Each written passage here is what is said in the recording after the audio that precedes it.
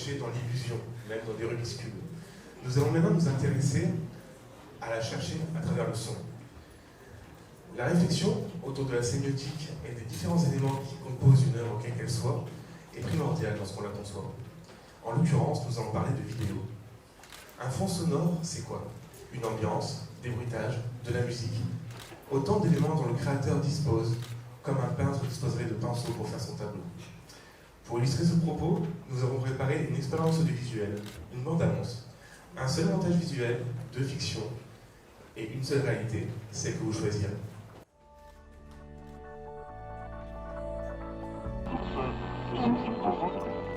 Si on essaye de faire une sorte de comparaison entre la langue que nous parlons et la langue des images, on serait tenté de dire, eh bien, l'objet, c'est un mot, et puis quand on met plusieurs mots ou plusieurs objets ensemble, ça fait une phrase. C'est pas exactement cela qui se passe.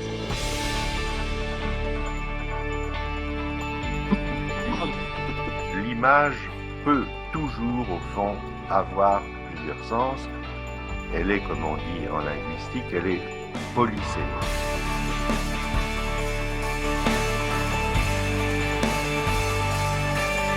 L'image ne s'explique pas, elle se présente à moi pour m'attirer à elle.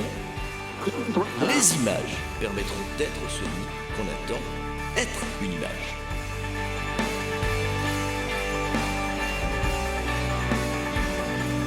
Five, 4, 3, 2, 1, 0. All engine running. Liftoff.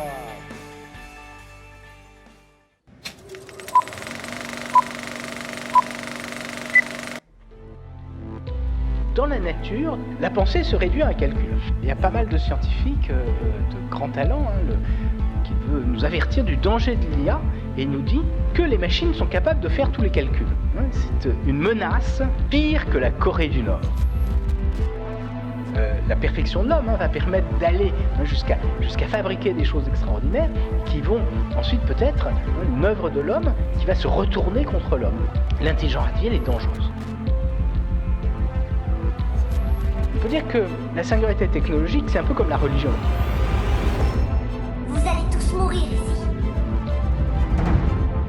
Un certain nombre de scientifiques extrêmement connus nous ont déclaré, il y a quelques années, et continuent à le faire, peut-être qu'on pourrait essayer de généraliser ça et d'introduire des disques durs dans le cerveau. Nous sommes heureux de pouvoir vous dire que nous avons franchi le pas de la singularité. Il y a quelque chose qui déconne. On ne la contrôle plus. Les satellites montrent qu'il reste 4472 humains en vie à la surface de la Terre. Ils cesseront d'exister dans les prochaines 48 heures.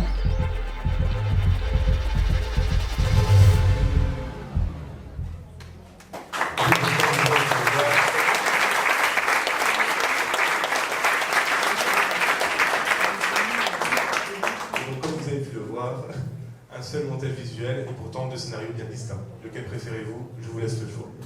Merci.